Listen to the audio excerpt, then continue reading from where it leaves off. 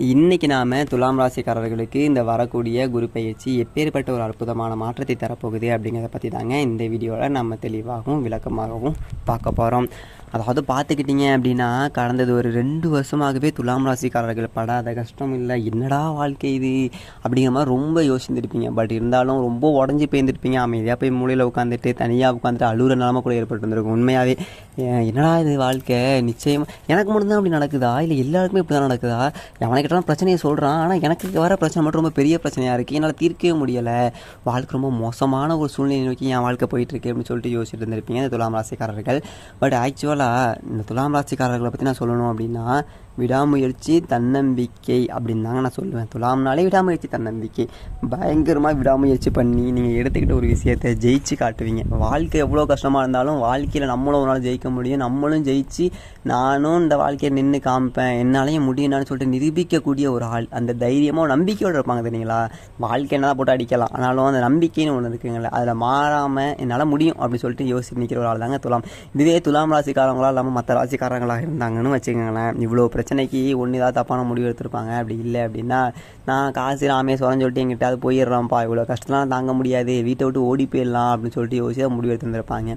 துலாம் ராசிக்காரர்களாக இருக்கிற பட்சத்தினால வீட்டை விட்டுலாம் ஓடாமல் வீட்டுக்காக நின்று அவங்களுடைய அந்த பிரச்சனைகளை தீர்க்கிறதுக்காக போராடிட்டு இருக்கிற ஒரு ராசி தாங்க நம்மளுடைய துலாம் ராசிக்காரர்கள். அதுலேயும் நம்ம குறிப்பாக சொல்லணும் அப்படின்னா இந்த இளைஞர்கள் அவங்களுக்கு வேலை செய்கிற இடத்துக்கு, அதாவது வேலை தேடி போனால் வேலையில் தடை இல்லை, தொடர் தோல்வி இருந்துகிட்டு அது மட்டும் வேலை கிடச்சிருச்சு அப்படின்னா வேலை கிடைச்ச இடத்துல பின்னடைவு ஏற்பட்டு இருக்கும். இந்த வேலையெல்லாம் நம்மளால் சஸ்டெயின் பண்ண முடியுமா, தொடர்ந்து இதெல்லாம் இருக்க முடியுமா, இல்லை வருமானத்தை இந்த வேலையை நின்று அதிகரிக்க முடியுமா, சுற்றி உள்ள எதிரிகள் வேற இருப்பாங்க, உங்களை மட்டம் தட்டுறதுக்கு 4 பேர், உங்கள் பேரை கெடுக்கிறதுக்கு 4 பேர் இருப்பாங்க. இது நல்லாவே தெரியுது, என்னடா நமக்கு முன்னாடியே இப்படி அசிங்கப்படுத்துகிறாங்களே மாதிரிலாம் இருந்திருக்கும்.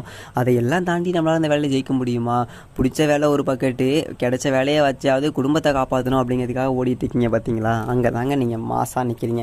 பட் இருந்தாலும் கண்டிப்பாக உங்களுக்கு மனசுக்கு பிடிச்ச வேலையை நீங்கள் கிடைக்கல அப்படின்னாலும் கிடைச்ச வேலையை பார்த்துக்கிட்டே பிடிச்ச வேலைக்கு ட்ரை பண்ணிக்கிட்டு குடும்பத்தையும் காப்பாற்றுறீங்க பார்த்தீங்களா. அதனாலேயே உங்களுக்கு நிச்சயமாக ரொம்ப சீக்கிரமாகவே நீங்கள் உங்கள் மனசுக்கு பிடிச்ச வேலை இல்லை தொழில் செய்யணும்னு நினச்சிங்க அப்படின்னா தொழில் செய்யறதுக்கான ஆப்பர்ச்சுனிட்டி எல்லாமே இந்த ஒரு காலகட்டத்தில் கண்டிப்பாக உங்களுக்கு அமையுங்க.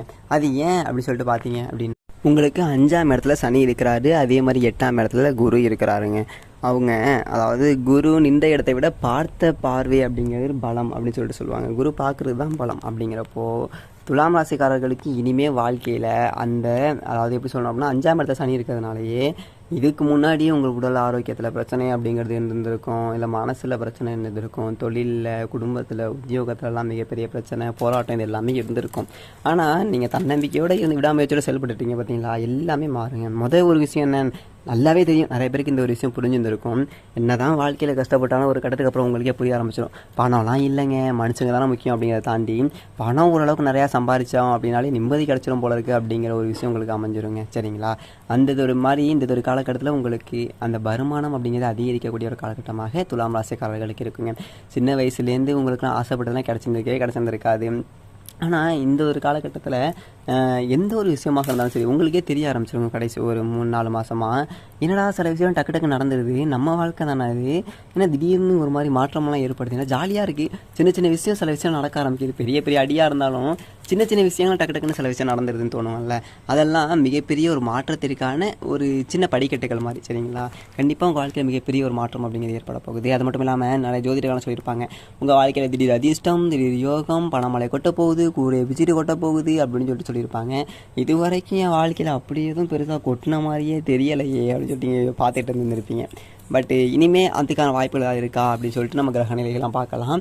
மே மாதத்தை பொறுத்த வரைக்கும் கிரகநிலைகளை பார்க்கும்போது இது ஒரு மிகப்பெரிய திருப்புமுனையான ஒரு காலகட்டமாக உங்களுக்கு இருக்கும். நிறைய வாய்ப்புகள் அப்படிங்கிறது அமையக்கூடிய ஒரு காலகட்டமாக இருக்குங்க. வாய்ப்புகள் அப்படிங்கிறது அமைஞ்சிட்டாலே வாழ்க்கையில் முன்னேற்றத்திற்கான வாய்ப்புகளும் அதிகமாக அமைஞ்சிடும். சரிங்களா. வாய்ப்புகள்னு உனக்கு கிடைச்சாதாங்க என்னோட திறமையை நிரூபிக்க முடியும் அப்படின்னு சொல்லிட்டு நிறைய பேர் சொல்லிட்டு இருப்பாங்கல்ல. அப்பேற்பட்டவங்களுக்கு எல்லாமே வாய்ப்புகள் கண்டிப்பாக அதுவே வந்துட்டு உங்களுக்கு கிடைக்கும். 8ல் குரு இருக்கிறதுனால, அதாவது ரிஷபராசிக்கு மேஷத்துலேருந்து ரிஷபராசிக்கு குரு மாறி இருக்காரு, உங்களுக்கு 8ஆம் இடத்துல இருக்கிறாரு. அதனால் தாய் வழி சொந்தத்திலேருந்து உங்களுக்கு ஆதரவு அப்படிங்கிறது அதிகமாக கிடைக்கும். சொத்துக்கள் ரீதியான பிரச்சனைகள் எல்லாமே சேரும். உங்களுக்கு தாய் வழி சொத்துக்களும் கிடைக்க வாய்ப்புகள் அப்படிங்கிறது இருக்குது. இதுக்கு மேலே உதவி செய்ய யாருமே இல்லாமல் தனியாக ஆனதாக இருப்பீங்க. பட் இந்த ஒரு காலகட்டத்தில் உதவி செய்ய நிறைய பேர் இருப்பாங்க. அதே மாதிரி சொந்த வீடு, சொந்த நிலம் வாங்கக்கூடிய ஒரு யோகம் அப்படிங்கிறது உங்களுக்கு நிறையவே இருக்குங்க. சொந்த வீடு, சொந்த நிலம் வாங்கி சொந்த வீடு கட்டக்கூடிய ஒரு யோகமும் உங்கள் நிறைய பேருக்கு இருக்குது. தொழில் செய்யக்கூடிய ஒரு யோகம் அப்படிங்கிறது இருக்குது. அதே மாதிரி விவசாயம் செய்யலாங்க. விவசாயிகளுக்கெல்லாம் பார்த்திங்க அப்படின்னா கடந்த ஒரு காலகட்டங்களில் விவசாயத்தில் மிகப்பெரிய லாபம்லாம் எதுவும் பண்ண முடியலை. இல்லைனா எனக்கு வந்து அந்த இதை பார்க்க முடியலை, அதாவது அந்த வருமானம்னு சொல்லுவாங்கள்ல. தட் மீன்ஸ் விவசாயத்தில் போட்ட காசை மட்டும் ஏதோ ரிட்டேர் பண்ணிகிட்டு இருக்கோம். சில டைம் போட்ட காசை எடுக்க முடியல, நகையெல்லாம் அப்படியே இதில் மாட்டிக்கிச்சு, தொழிலில் வேறு நட்டம் அடைஞ்சிருச்சு, நகை எல்லாமே வச்ச நகையெல்லாம் அப்படியே கடனில் சும்மா வட்டியை மட்டும் கட்டி ரொட்டேட்டில் வச்சுக்கிட்டு இருக்கோம், என்ன வாழ்க்கைனாங்கிற மாதிரி போயிட்டுருக்குன்னு சொல்லிட்டு இருப்பாங்கல்ல. அவங்க எல்லாருக்குமே இந்த ஒரு காலகட்டம் அப்படிங்கிறது நிச்சயமாக ஒரு அற்புதமான காலகட்டம், அதாவது வருமானம் அதிகரிக்கக்கூடிய காலகட்டமாக நிச்சயமாக அமையுங்க. அது மட்டும் இல்லாமல் சுப பலன்கள் பெருகக்கூடிய ஒரு யோகமான ஒரு காலகட்டமாக துலாம் ராசிக்காரர்களுக்கு அமையும். குடும்ப வாழ்க்கை, அதே மாதிரி குடும்ப வாழ்க்கையில் இருந்த பிரச்சனைகள் எல்லாமே தீரக்கூடிய ஒரு காலகட்டம். தொழிலில் இந்த எதிரிகள்லாம் இருந்திருப்பாங்கல்ல, அவங்க எல்லாமே இனிமேல் வரக்கூடிய காலகட்டத்தை காணாமல் போயிடுவாங்க. எங்கடா எனக்கு இந்த எதிரிகளே காணும், வாழ்க்கை ஜாலியாக போகுது.